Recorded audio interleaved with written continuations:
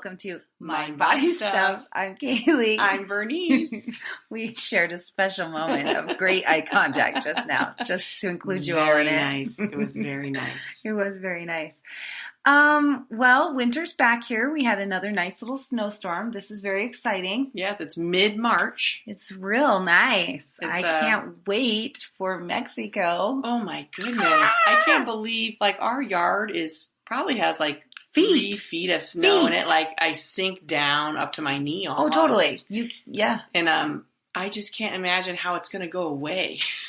I know. I wonder that too. How is this all going to go away? Where is it going to go? Where is it going to go? And there's not like, some winters there's like patches of green. Yeah. Oh, yeah. There's nothing. No patches. No, I don't see any green. No green. The river, no water. No, it's frozen. It's frozen. And then there's like a layer of snow on the top of it. Didn't they say that this is the most, like, Flathead Lake is completely iced over? Iced over the first time in how many years? 25 years. It doesn't mean climate change is not happening. It means, because it's climate change. If we got all confused with global warming. I know. Even though it is warming, but it is climate change. I do have to say that my heart feels very much at ease right now. Because we've got a lot of water. So now I just get to complain about it. Yeah. But in a lighthearted way. In a lighthearted way. Not in an end of the world kind of way. Because it's not like droutish. Yeah, exactly. Until we get like the fires this summer, because we're going to get this massive bloom probably. Oh, I know. From all this fertility, moistness. Gross. Fertility. I had to turn away. Okay. I had to turn away from the this microphone. Week we're going to talk about fertility and moistness. This is our ad for moistness. We have exact towelettes. So gross. Designed just for moistness. Oh my God. Sorry, everybody. That's gross. I kind of want a sponsored ad like that, though. Something anyone listening, you can just jump in. Does anytime. anybody want us to sponsor your product? We'll do a great job. We'll sell it for you. Yeah. So we got thrown for quite a loop about location, which was kind of nuts. We are changing locations. Yes. So I got the phone call rapidly. Yes. I got a phone call on a weekend. I saw the number and I was like, why is he calling me on a Saturday? Very unusual. Very unusual. I was out enjoying my life. Thought everything was okay. And then I talked to him, the guy who brokers the relationship basically between us and where we've been staying for the past few years. And he was like, we've got something serious to talk about. I'm like, don't do this to me, Mark. Don't do this to me, Mark. But it turns out the resort that we always stay at, they were, I think that Baja's just getting so trendy too. It's just kind trendy. of picking up and up and up, it feels like. So I guess there's going to be, there already is a big filming crew that's building a set right now for some film that's going to be filmed.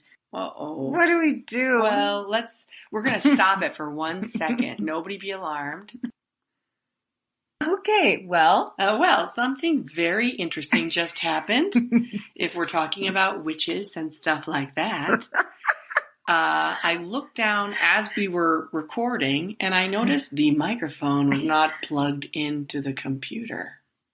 But it still was recording. It's still recording. It wasn't plugged in. It wasn't plugged in. It was not connected to the computer. Yeah, it wasn't really even on.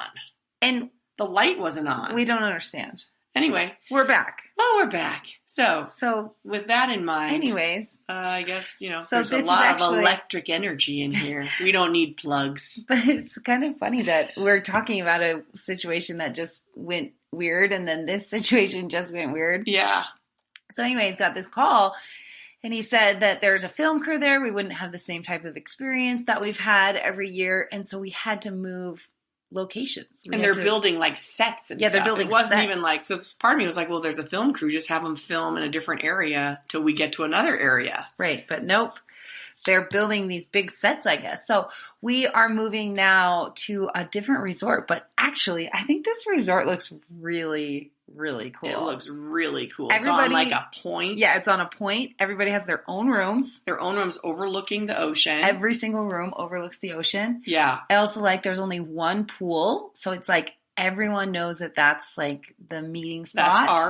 That's our pool. Everyone hangs out at that pool.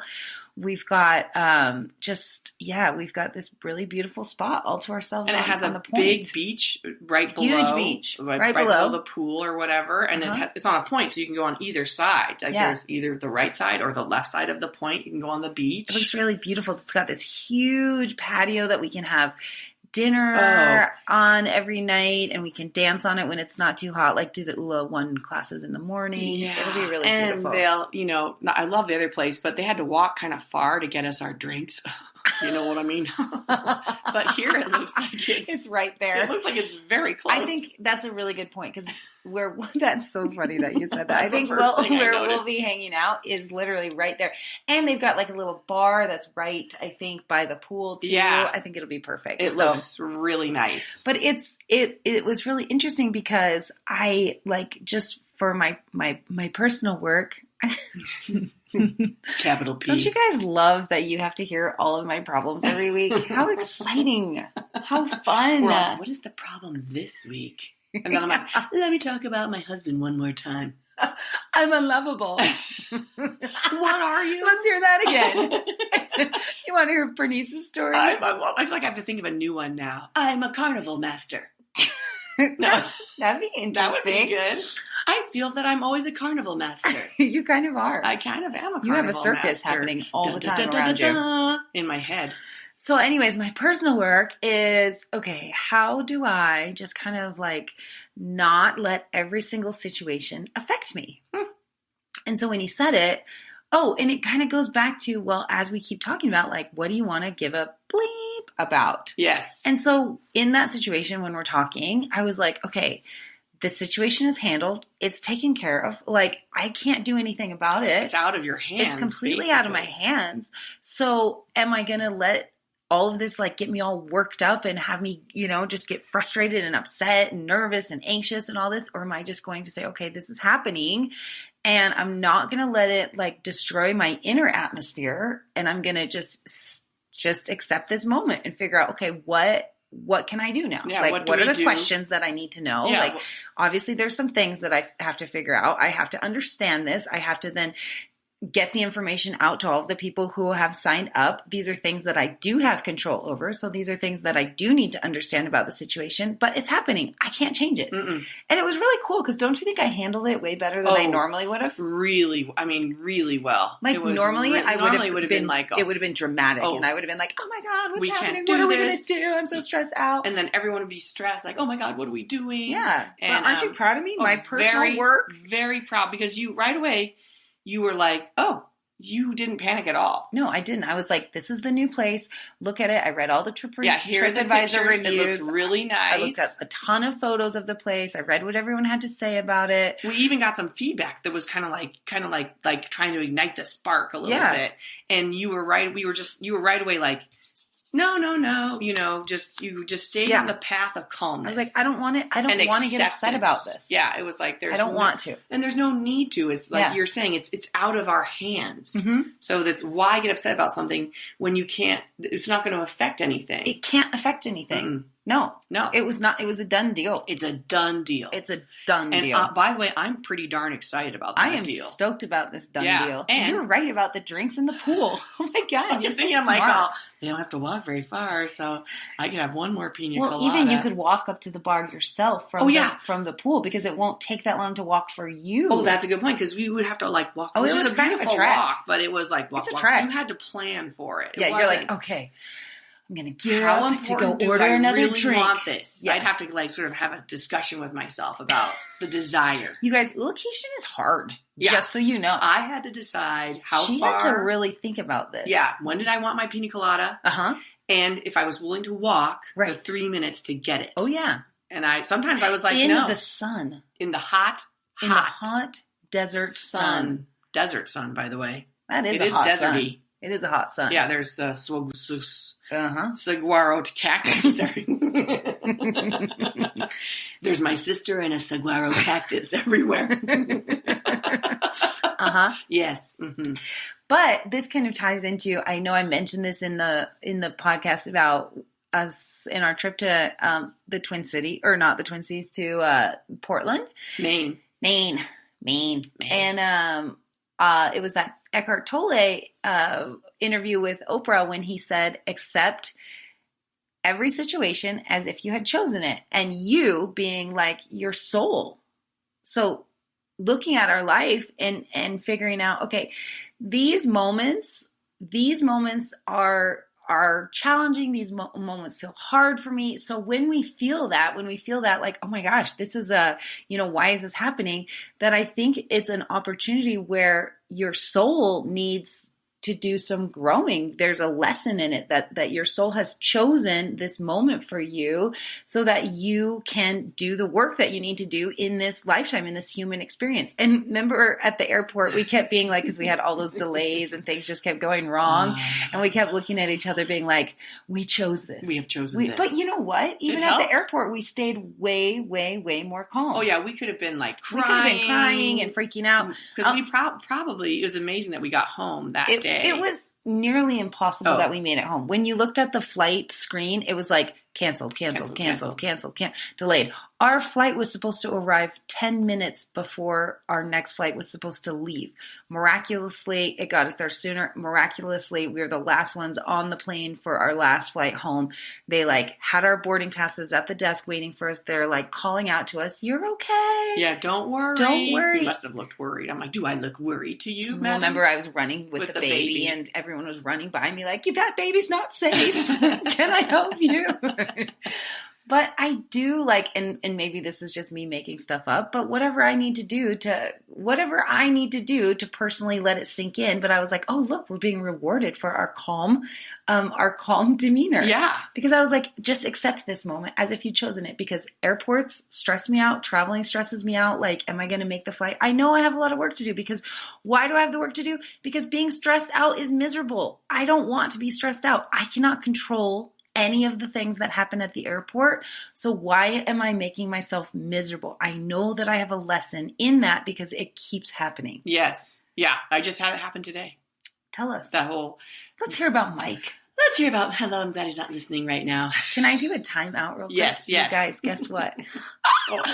We are both going to interview our husbands. So me and B are going to interview Rob on Friday, and then we're going to interview Mike on Monday. And I cannot wait, but you have to give me what's off limits. Oh, okay, I will. I don't know what that would be. Well, can we ask why he hasn't proposed to you, and if he will, so we can stop talking about it? He'd be totally interested. He would answer that question. Okay, I'm excited. He's going to put it on me, by the way. We are going to get a question.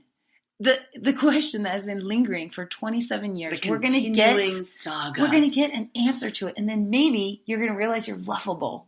I don't want to be lovable. I know, because it drives you. I know. I'm part of me is like, oh no, I shall not be lovable.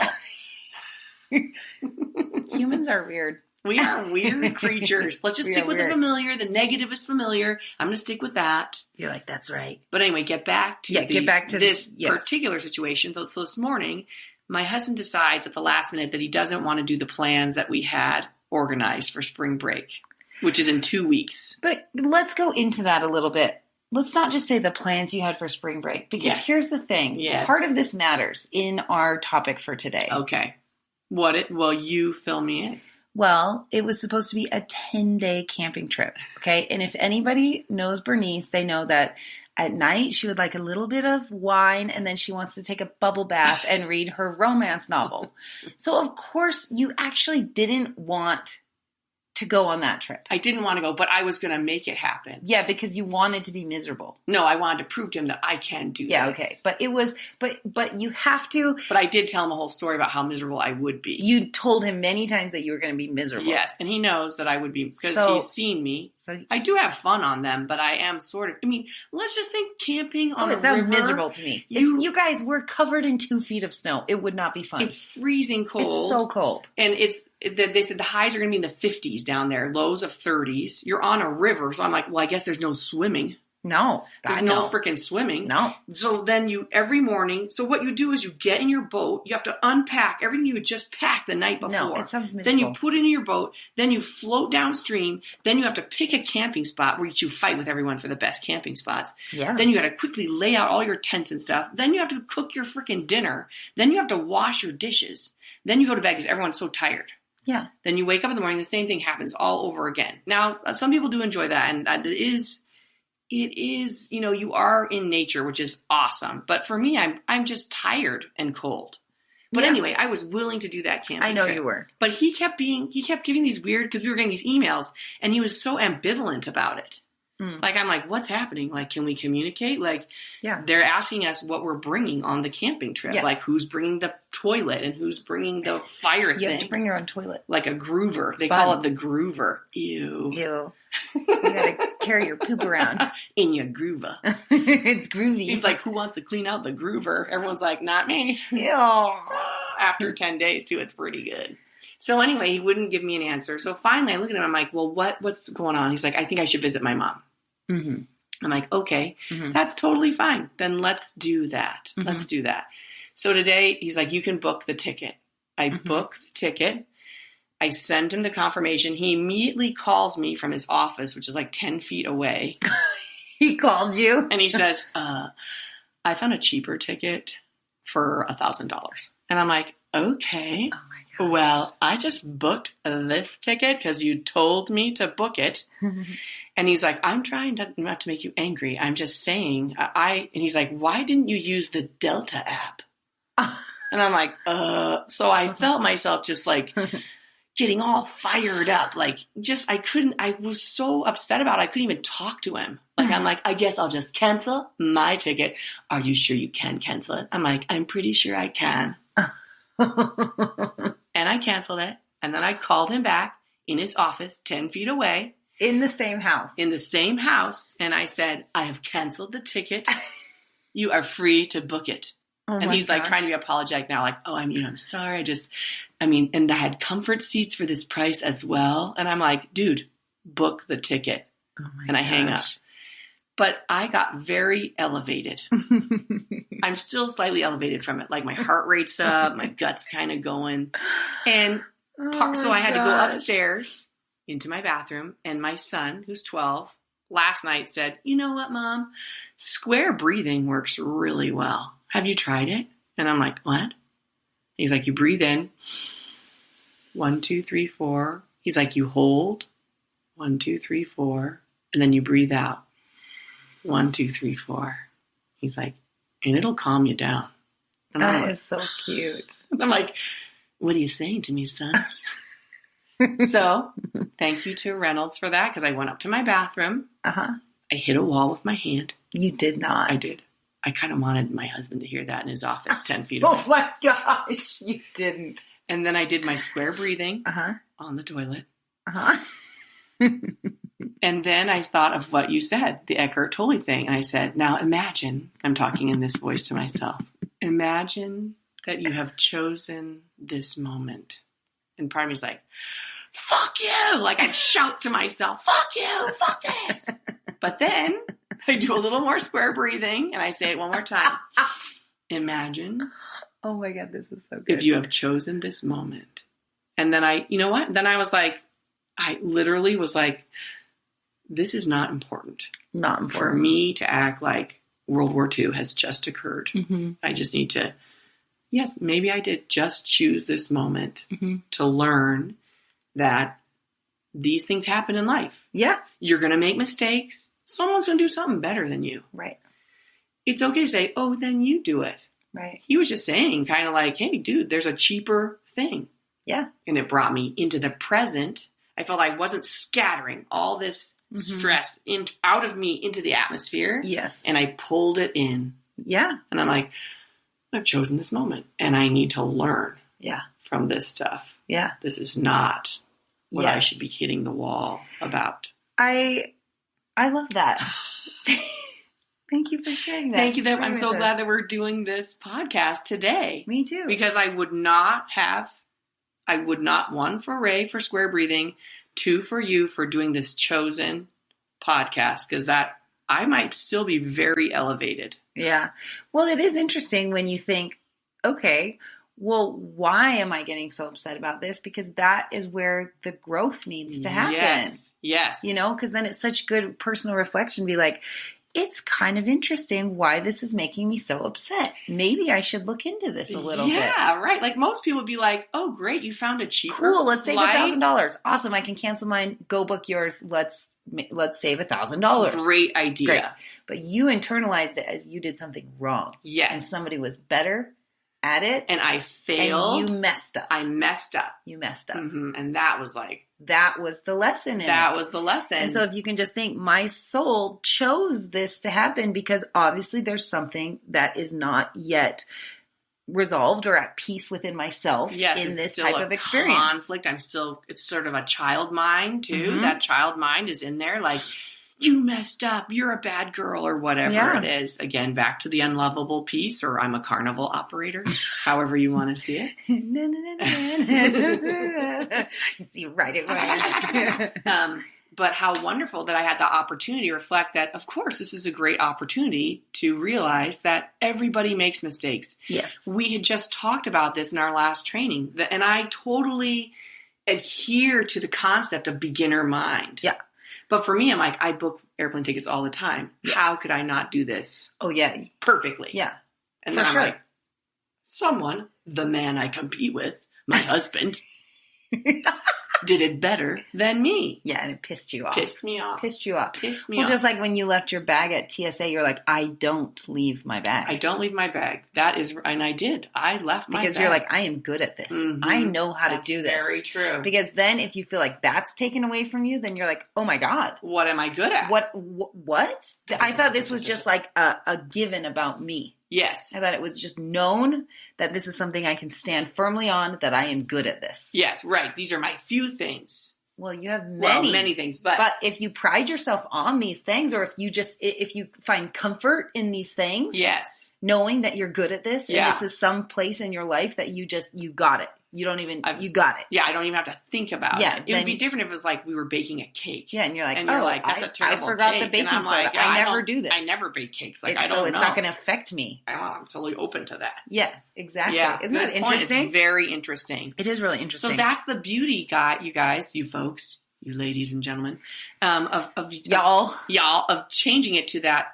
This is what I've chosen. Yeah, I love that. Yeah. I love it because it literally has shifted my perspective on so many different situations since I listened to that podcast, because then I'm like, okay, Kaylee, there is an opportunity in this moment, and it's never to get mad, and it's never to get angry and upset and overwhelmed. It's always usually acceptance and come back to the present. The present. And putting things into perspective. How big of a deal is this? And do I want it to disrupt my inner peace? Do I want this to change how I feel? Do I want this to change my day? Do I want this to change the way that I speak to my kids? No, I don't. Yes. So what am I going to do with it? Right. Well, I don't have to make it my own. I can learn from it and say, I have to accept this moment. I have to accept this situation. I need to learn from this. Like, where is the opportunity in this? I love it. I love it's that. Totally changed. It's changed a lot for me, actually. Oh, yeah. I mean, I'm telling you, I would not be sitting here today talking this way if I we weren't working on this at this moment. And then another thing that was like interesting to me about all of this, and I mentioned it to you, B, was like, then starting to like take this information and then noticing where we find like reoccurring patterns in our life, because because I know that I've gone through several different things in my life that some are resolved and some are not resolved, that it's like a pattern keeps happening in like relationships or in my mental work. You know, I go through different like cycles or patterns, and sometimes I've been able to break the pattern and kind of set myself free from those cycles. And sometimes I haven't. There are some that I'm still working on, but it again ties into like, I think that these lessons and these patterns keep occurring because there's something in it that is not yet resolved in me. Yes, I agree. And so just rather than thinking, man, why does this always happen to me? Why does this keep happening to me? Then we can say, okay, I'm not the victim in this situation, or it's not like a poor me. It's like, wow, this is another opportunity for me to try to figure out what is here for me that I need to learn from, that I can grow from. I love that. I just read one of Thich Nhat Hanh. Robin Thicke, you know you want it because you're a good girl. Good girls. Woo! No, Thich Nhat Hanh. Thich Nhat Hanh. Sometimes they call him Thay, or that his nickname is Thay. You guys can, but so I just was reading an article about it, and we'll share the article. But I was asking myself, I said, chosen, I have chosen this. How does that change your mindset? And then I was reading his article, and it said it's an act of mindfulness. It drops you into the present. It is not, he did this to me, or she did this to me, or the company did this to me, or the airplane, or whatever. Mindfulness brings concentration. Concentration brings insight. And insight liberates you from your ignorance, your anger, and your craving. Oh, that is so perfect. Isn't that amazing? Isn't that great? Oh, I love that. Mindfulness brings concentration, which it does. That's what it did to me today. That's what it totally does. Concentration brings insight. And then I'm like, why is this so upsetting to me? Exactly. Because I did something wrong. Insight liberates you from your ignorance. I don't know, not knowing about myself, your anger, your craving, the desire to be wanted, the desire to do well, the desire to be efficient. You know, everything is sort of based for both me and Kaylee, sort of in a weird way, on this efficiency, for sure, and the ability to get things done efficiently and well. Yes. I totally agree with that. So I just loved how he sort of encapsulated that right there. I love that. That's so perfect. He's so mindful. He's so, thank you. Thank you, Thay. Thank you, Thay. That was and he just had a stroke, in 2014. He lost his ability to speak. Oh, he did? Yes. He's 92 now.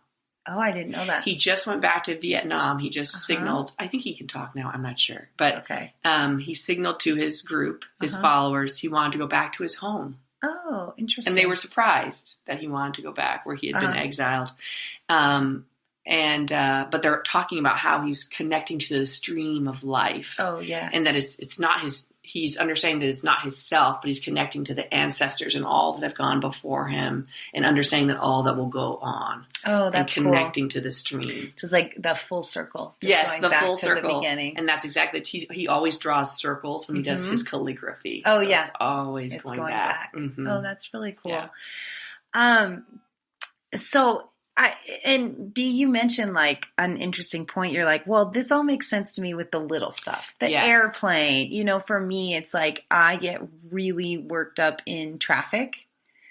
And I noticed I've even passed this on to my children. Like 2 days ago, Piper, who's not even 2 yet, we were like stuck in traffic, and she goes, "Go dudes," because that's always what I say. I say, "Go dudes," and now my children say, "Go dudes" as well. So I'm like, I better not pass on that to them. But it's like, okay, so it makes sense in the little situations. But what do you mean when you can't kind of like reconcile it with the big stuff? That's what I was thinking, like in terms of like, so you have to, and then I guess maybe it's you have to act like it was chosen. It's not like you have to accept it. Do you know what I mean? In a weird way, like me having cancer, like part of me is like, and I know so many people that have cancer or are suffering from cancer right now, who are, you have to say, well, I chose this.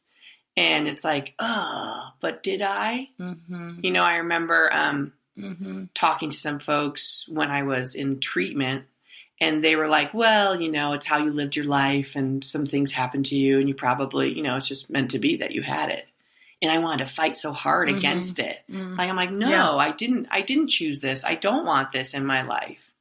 But then I was thinking, and even for you with the stillbirth of Bodhi, like, how do you reconcile, like, I guess I chose this? And of course you can look at it on the spiritual path, but it's so hard for me on the human path, this world path, that suffering. And we've been both of us very lucky in our lives in terms of suffering per se, as as we know that there are refugees right now, people in wars right now. And how do we say to them, act as if this was chosen for you? No, I totally hear what you're saying on that. And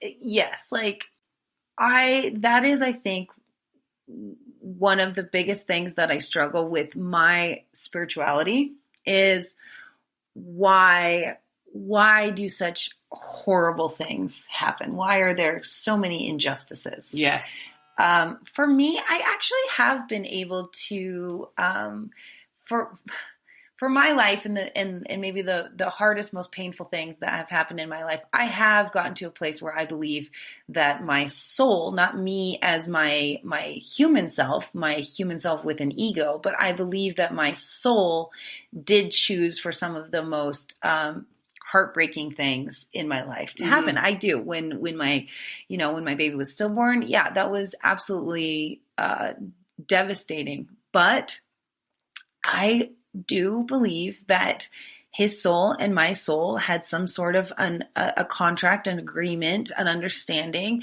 that his life was exactly as long as it was meant to be, and that I would not have evolved in the ways that are part of my path had I not been thrown into such grief. Because it is through that grief that I feel, and I don't mean to sound like I'm a healer, but I do think that the work that I'm meant to do is healing work. And I don't know how I could do this work if I hadn't have experienced grief. How do you even know? How do you understand? And people have gone through way worse things than I have. Like, now that I have living children, I cannot imagine the pain of losing a living child. I mean, it's very different to me. It is very different to me. I think that would be way more painful, and just God willing, that will never happen to me. But what did happen to me, I do know, was part of my soul's evolution. Now, what I can't really understand, though, are, I don't understand some of the suffering, the needless suffering that goes on. But maybe those people somehow can. I don't know. All I know is I think for my life, my suffering has been part of my path. I was recently watching a documentary on some of the busiest cities in the world, and they were in India, in New Delhi. No, maybe it was Delhi. No, the other one. The other one with a C. You guys are all just yelling into you're yelling at us right now because you have the answer. Calcutta. That's it. They're in Calcutta. The C. Calcutta. That's it. And they showed these women whose jobs were to work at the landfill 9 hours a day, and they literally just sorted through garbage. Now, most of the garbage that they sorted through came from hotels of people visiting, because most of the locals didn't produce garbage. Oh, there you go. Because the locals don't really produce a bunch of garbage. Yeah, so basically, they were going through a bunch of nasty hotel garbage, and they're separating the garbage, and they're figuring out what can be resold and recycled and blah blah blah blah blah. And they were interviewing some of the women, and the women had just the most amazing outlook, and they said, we're just so happy. We're so happy. We like our jobs. They socialized with each other all day, and they said, and we're helping to make our country clean. Oh. And so part of it is like, they could look at their life and be like, oh my God, I literally mine through people's garbage all day long. Like, I could see how me would find that situation miserable. Right. But they found it as fulfilling. And maybe they're happy through their process of their lives too, which are different than our lives, how they have begun and for sure. Yes. So for them, this is like, wow, this is like, they understand, like, I am happy that I have this. So I guess my point then is, I don't understand what anybody else's situation is and how they are viewing their own situation, right? Right. And I can't say. I can't say. But what I can say, we haven't lived through war, or I mean, I don't know. I don't know how that would change. But I love that you always tell the story of the man who was in the Holocaust. Yes. And he's probably happier. Man's Search for Meaning. What's his name? Oh, who wrote Man's Search for Meaning? He was. Oh, and his whole thing was about finding hope. Yes. It's about, and it's kind of like seeing, like, I have chosen this in a weird way. It's like, okay, so this is it. Right. Like, I'm in this concentration camp. I'm not getting out. Right. So what do I do with it? And do you think he would have been able to have the impact that he's had through his books if he hadn't been in one of the worst situations? How do you even know you need to find hope if you're not at the bottom? That's right. So part of it is like, can we take these things and hopefully understand that they're part of something so much bigger? This, I'm going to read the They. Take Natan. So some of his writing here, he's like, because he said, so a lot of people focus on the suffering part. Right. He said the first truth would be happiness, and the second truth would be the path leading to happiness. And then the third truth would be suffering, and the fourth would be the causes of suffering. He's like, suffering and happiness. We can recognize happiness only against the background of suffering. It's like when you recognize the white against the background of the black. Only if you've been hungry can you experience the joy of having something to eat. Mm-hmm. If you experience the suffering of war, you can recognize the value of peace. Otherwise, you don't appreciate peace, and you want to make war. So your experience of the suffering of war serves as the background for your happiness about peace. Therefore, to have some suffering is very important. You learn from suffering, and against that background, you can recognize happiness. Oh, I love that. Isn't that well said? It's like, so, and I'm sure, I don't know, like even when you're on those dumb those camping trips, sorry to bring that up again, but sometimes there's not enough food at the end. Has anyone experienced that where I'm like, we've got they're like, here's a few bags of chips and some apples. And I'm like, I don't have apples. But then I remember after doing the Grand Canyon, we came out, and then the next day we went to a restaurant. Mm-hmm. And I felt like, oh my God, it was so bountiful. Mm-hmm. Like I felt like I hadn't eaten like that in weeks. And I was so appreciative to have that food. Yeah. And I don't think I would have ever felt that way if I had not had the food.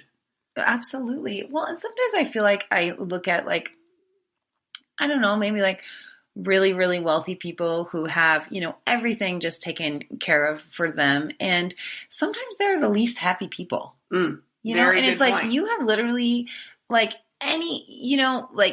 don't have to stress over finances. You don't have to stress over who's, if your house is getting cleaned, if your food is being prepared, if none of these things that maybe seem like what causes the average person to stress out. If you take out all of those stresses, they're not the happiest. It's not getting rid of all of the things that are stressful or cause suffering that are going to make you happy. You have to do the work on the inner landscape. It's not the outer stuff. It's not the stuff that's happening out there. It's how you are in your inner world. Yes. That is what brings happiness. That is what brings peace. Insight liberates us. Concentration. Insight. Mindfulness. Yes. Gratitude. Because then as he goes on to talk in that piece, that's where you get empathy. Yes. You develop empathy from suffering, as we talked about before. Now, I'm not saying I want to dig through a pile of garbage every day for the rest of my life, but what I want is to feel the way that woman feels. What's more important is how you feel in your life, not what you have in your life, but how you feel as you're navigating and moving through your life. So if she is happier and she feels more grateful and she feels like she's contributing and she feels that she loves to go to work and chat with the other women who are doing the same type of work with her every day. And if she is actually happier than the person who has absolutely everything that they've ever wanted and still are not satisfied and not happy, that needs to show us that happiness and suffering, the work is done internally. Contentment. Yes, contentment. That's such a big, she's contented. She's content. And I think is that a word? She's content. That's unleashed. She's contented. She's content. I'm untented. I've tented myself. She has tented herself. Contentment. Yes, she does. In her. But I think that's why the Western world has everything so backwards. And I think that's why there's so much discontent. Disconnect and we're just out of balance because we put priority on the things that actually don't lead to happiness and contentment. Mm-hmm. Yes. Because right. we're putting all of this pressure and all of this priority This on energy. external stuff, Mm-hmm. when really what's internally going on is the stuff that's going to bring us the feeling. How do we want to feel? Not what we have at the end of the day.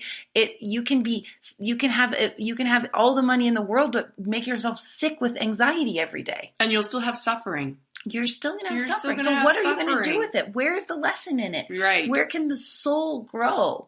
Where can the soul continue to evolve so that it can use this human experience to evolve? Yeah, so you can be on the path towards happiness For and sure. contentment and not be focused on the suffering aspect. I used to have the worst anxiety, and I don't talk about this a lot, but I used to have incredibly debilitating anxiety. And this was in the phase where I know I've mentioned this before on the podcast, but I lost a ton of hair. And so I just want to share with you guys like what I learned from this and how I broke this pattern, because what would happen is like, I do not talk about this situation. It's really hard for me, but I would wake up every morning and the first thing I would do is I would look at my pillow and I would have like 20 hairs on my pillow, and then I collect them. And sometimes I would even count them. So the very beginning of my day started with anxiety.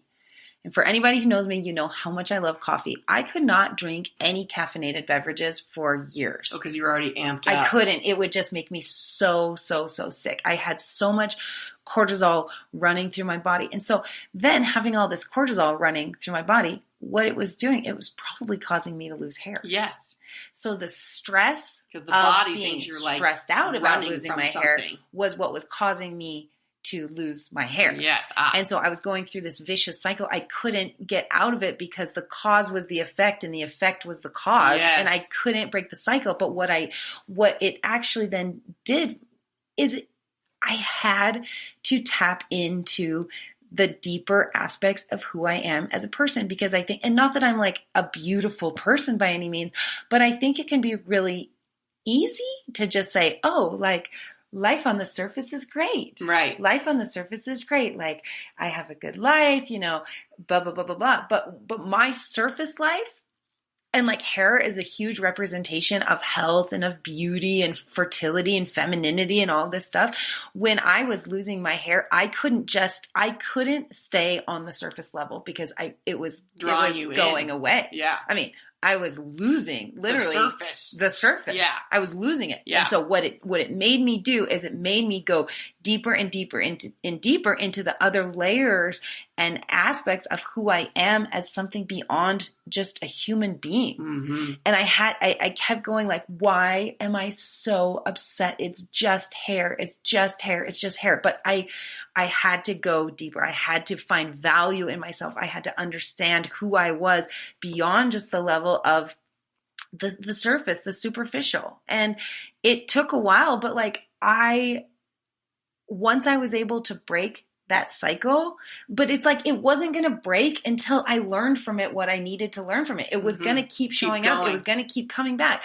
I had acne because of it. All this cortisol was just running through my body constantly. And it was like, Kaylee, this isn't going to go away until you figure this out. It wasn't like a cream or a pill or any of that took away the acne or the hair loss. What it was a change of mindset. I had to change. I had to understand what was in that situation for me to learn from. And I feel like once I was able to drop into that lesson, miraculously, it all went away. Cleared up. Yep. My skin cleared, my hair stopped falling out, and my anxiety went away. Oh, how now interesting. I drink coffee all day long. A lot of coffee. Because I don't have anxiety. And I'm not saying that I'm not saying all anxiety can be cured. Your but this journey. is my personal journey. And this is why I think I kept having that situation happen every single day, over and over and over and over. It's like, it's not going to go away. And it is kind of like getting back to the original topic. I've chosen this. Yes, I totally agree. It goes back to... I wonder how just kind of easy and shallow of a life that I would have lived had I not been required through things that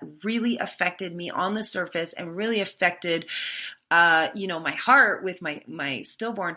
I wonder what kind of a life I would have lived. Mm-hmm. I wonder if I would just, have had a superficial life, Mm-hmm. which a lot of people think that they want because Right. it seems easier. Yeah, right. The pursuit of pleasure. The pursuit of pleasure. I wonder if I had not had fertility issues, if I would have just been able to get pregnant, I wonder if I would have not had a job. Yeah. Because maybe not, because you'd just be like, well, this is awesome. Well, great. Now I just get to have my kids and I get to go on vacation. Right. Where are we going for spring break? Italy or let's travel. Right. I think Thailand. I think I could have done that. Oh, yeah. Oh, yeah, for sure. But I don't know we who I would be. We can still do that. No. Stop it. And I know this has nothing to do with women who have chosen to be stay-at-home moms. That's not my path. That may be somebody else's path, and that may be how you are evolving as a soul. But Yes. that was not my path. But I think had I not been presented with these challenges that literally made that life impossible, I don't think I would have the life I meant to live. I agree. I think that's totally true. So it's like, okay, so let's look at the things that are hard in our life and Yeah. say, what is that gift in this experience for me? Yes. Or even with I've chosen it, like why, like with the simpler things, like with the dumb reservation, Mm-hmm. why am I choosing to react this way so strongly? Yes. Yeah. Because it gives me insight into, oh, you're still a little girl who wants to do everything right. Right. So it's like, oh, so that's still a huge drive in my life. It's getting in the way of my pursuing my happiness, really, my contentment. Mm-hmm. Instead of just being like, deep breath. I've chosen this moment. I will survive it. Mm-hmm. It's not like the end of the world because someone else found a better reservation. Right. Hello. Right. And maybe in that case, it's not a pattern that's going to actually stop when you learn the lesson, Mm-mm. but maybe it just won't be an issue anymore. Maybe these situations will continue to happen, but it won't affect you as powerfully as deeply. as it and at is least I'll right have now. that insightful awareness. And it's just, again, looking at our thoughts instead of from our thoughts. Yes, exactly. Like so that. you can see your reaction and say, I'm understanding that I'm reacting this way because. Right. Yes. You take that's the beauty of the chosen thing because it takes you out of It that. takes you out of it. You are not that I anger. feel like I'm floating above it at that point. I love that. And exactly. it helps me. Otherwise, the emotion, every emotion, all our suffering emotions are sad. Sometimes we're so in it that you can't see out of it. Do you know what I mean? Like, I'm just that. I'm just angry. I'm just frustrated. I'm just sad. Well, it consumes you, and then it changes the way that you interact with everyone else around you. Yes. If you are just angry and you're just stuck in your anger, I guarantee the way you talk to Ray is going to be different. Yes, right. Exactly. But if you can just, lift up above it. I've chosen this moment. I've chosen this moment. There's something in it. What does this mean? Uh-huh. It's not even the why at that point. It's just like, what is this? Sure. Yeah. Like holding up an apple and asking yourself, what is that? And you're like, I think it's an apple. Uh-huh. Good one. Okay. Cool. Great. It's an apple. I see that I'm reacting with anger. Yes. I don't have to let it consume me. It's interesting. There's something there, but I'm not going to let it change absolutely everything about the rest of my day. Or my relationship with my husband. Yes. Because he found a cheaper airplane. And he didn't do that to make you angry. No. He did it to save you $1,000. It's like, thank you, Mike. How about appreciation? Yeah, right? Yeah, well, it's just like when Rob came into the studio and he was upset and I reacted with anger back. And he's like, why didn't you just ask me, how are you? Yeah. Obviously, it was... I'm agitated. I'm agitated. Yeah, so why can't you just ask, are you okay? How are you? Yes, right. But instead, I just was like, we're angry now. And we're going to put fire on it. Yeah. Yeah, good point. Just so interesting. It is interesting. All this work. Oh my gosh. I love it. It's like deep breath. And then you guys. Deep breath. That square breathing. It's important. Yeah. Because I needed that before I could go to the chosen part. Mm-hmm. Mm-hmm. So everyone practice that. Oh, I cannot. 4 hold, 4 out. 4 hold. 4 hold. Sometimes I don't do the hold. It's hard to hold after the out. I know. I'm like, I'm supposed to hold. Yeah. But Ray was like, no, you do it that way. There's so much to breathing. I mean, going through my yoga teacher training, learning all the different kind of breath work and breathing techniques. I bet you learned so much stuff. But I think just simple what Ray said. And like Huxley, they do at school, actually we have these yoga cards at home. We do snake breathing. Oh, yeah. Inhale. and have this like exhale where you make the hissing sound. Oh, and yeah. that actually really helps too. And then it's so cute. Have you guys heard of tapping? But you like tap on the different tapping, parts? yeah. Mm-hmm. Huxley was upset about Body something tapping. the other day, and she went to the other room to just do some tapping. Oh, do they teach her that at school? I love her school so much. That's a great idea. Oh my gosh, one more thing I just have to share because I just have so much hope for our next generation when I read stuff like this. So Piper, again, who's like almost 2, she was in the backseat of the car the other day, and all we could make out was, I love myself. I love my friends. I'm so happy. She just kept saying that over and over. So I texted her, or I texted her teacher, and I was like, okay, I know she's learned this at school because we haven't. I don't know what she's saying.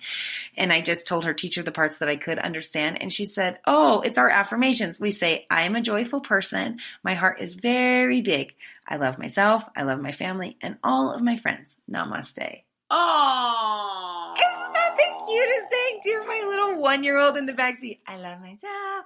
I love my friends. I'm so happy. Like, I love that. But even, can't we just as grown-ups say that too? We should all be saying I'm a joyful person. My heart is very big. I love myself. I love my family. And I love all my friends. Namaste. Oh, I'm going to put that on my mirror. It's so in my bathroom. Cute. But but I think it's just cool to remember, like in those moments, it's okay to pause. Take some deep breaths, say your affirmations to yourself, and then come back to the moment. Yeah.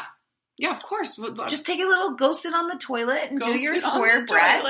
I don't have to like run out like I'm in battle too. It feels like suddenly you're ignited and you're just going to run into battle. It's like, no. You don't have to do that. No need. I know, I love that. Yeah, that is beautiful. Oh, such a good conversation. Oh, I love that. Yes, let's all think about this stuff next week or so. Yeah, just see if it shifts anything. Yeah. And I know that podcast we talked about anger, a lot of you had a lot of, you responded to that. I think it's common to respond with anger. Mm-hmm. And so I think that this can really help those of us who feel like anger is our go-to. I mean, some people freeze, some people get sad, some people feel debilitated, but however you respond to these situations that are challenging, like to pause. Yeah, pause. Float above for breathe, just a second. Float above, look at it, not from it. You're a drone, just looking down. What is this? What is there in this moment for me? What is the kernel of truth here? Yeah, what's the kernel of truth? Yeah, I love that. Let me know. Well, thanks, guys. Thanks for listening. As always, thank you so much. Have a great week. We'll talk to you next week. Goodbye.